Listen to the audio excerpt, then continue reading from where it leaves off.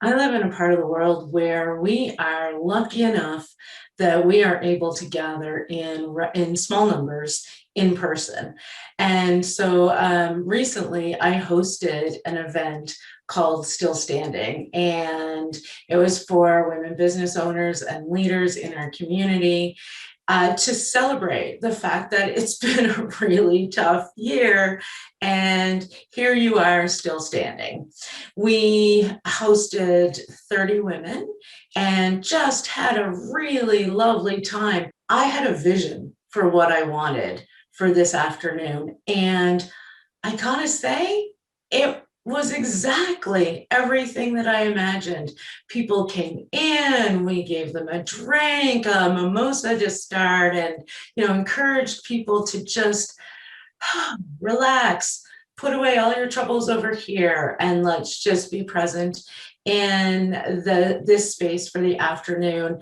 Some of my I had really great speakers that came and did a fireside chat with me. The room was amazing. We used this music hall, and so really great lighting and sound. And I really believe that we need to sort of have the ability and the opportunity to reflect on what it is that we're hearing. So I created workbooks, and people had opportunities to talk at their table and see old friends and meet new people. It was awesome. It was really great. And I left there and drove home and just felt terrible. And I could not see how great this event was. All I could see is I forgot to talk about Empower PEI, which is this amazing group here on PEI that supports business owners. And I decided to donate 50% of the ticket price to them. So our collective action made, $500+ donation to this organization, and I forgot to tell people. I stumbled a couple of times on my words, and that's all I could think about. I had this like really weird feeling. And so it lasted about 24 hours. And in that time, in that time, I just felt bad. But I was really annoyed at myself because I could see objectively, there's nothing to feel bad about. Objectively, people really enjoyed this event. It was exactly what I envisioned it to be. And I logically knew all of that, but emotionally in my heart, I just felt weird. And so I'm telling you this because I was surprised by my crisis of confidence.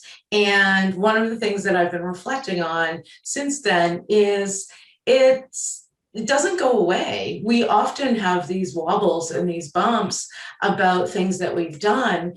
It's how do we bounce back from that? And I believe that much of the work that I do with myself and with my clients is not to ensure that these things never happen, because that's not realistic.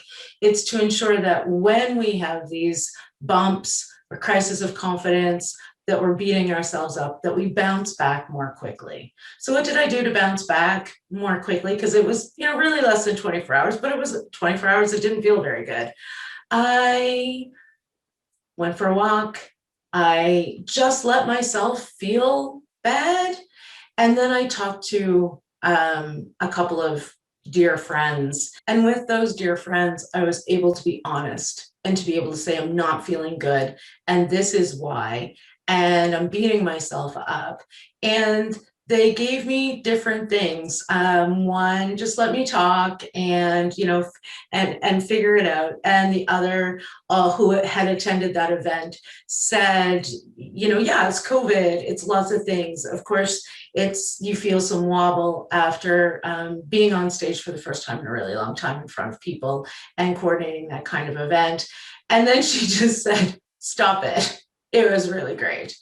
And sometimes we actually need to hear that as well. So I am back to being really proud of the event that I created, and the fact that I'm really proud that I knew that my community needed to come together, and I knew that it would be an amazing event.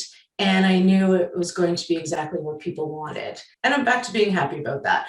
But there was this weird little wobble in the middle. So for me, the take home message is that there's always going to be times when we're not confident. There's always going to be times where we are annoyed at the things that we've forgotten or the ways that we've misspoken. And the key to this is, how can we bounce back? And it always comes back to self-care. It always comes back to being able to be reflective, being able to take care of yourself so that when you have these wobbles, you bounce back more quickly.